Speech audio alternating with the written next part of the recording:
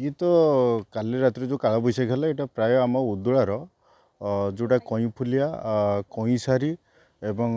चक्रपा ए area गुड़ाक बहुत मात्रा affected होती पाखापाखि काली रात आम 11टा कतु आम गच रोड क्लीयर कर लगिचु।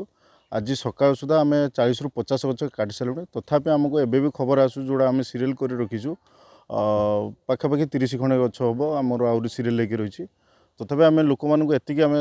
जनाऊँ जे आम समस्त काटुचु किंतु समस्त पेसेंस धरतु आम सीरियल अनुसार सब गछ गुड़ा सब काटिक आपण सब क्लीयर करूँ रोड ना सेमती बर्तमान सुधा ना ये गोटे आम गछ गोटे काटुचु जोटा कि घर पाखापाखि पर्यंत जाइए आजस्ट टिके मात्रा किसी भांगी बेस किसी क्षयक्षति तो काली राति प्राय 10टा भितर जे एत जोर पवन आसला कहीं जापारे हठात किना पवन घर द्वार सब बहुत गाय आम जेपी घर द्वार भांगी देसी आ गछ बहुत गा गड़ी जाइए रास्ता घाट सब गा माने जाम होता जहाँ आमर फायर वाला आसिक राति 10टा 11टा बेलू आसिक बहुत परिश्रम करी रास्ता को सफा कर देते। तो आज ये विधवा माँ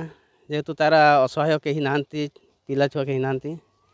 घर सी घर बाहरी पार्लेनी जे हिसाब से गछ पड़ी माने सी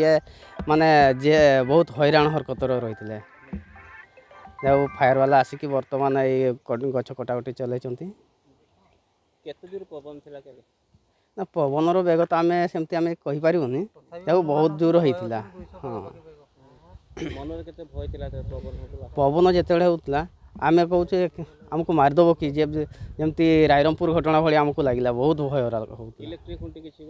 बहुत इलेक्ट्रिक खुंट माने खुंट भांगी जाइए गड़ी जाइए बहुत हैरान हरकतर अच्छा लोक भाई।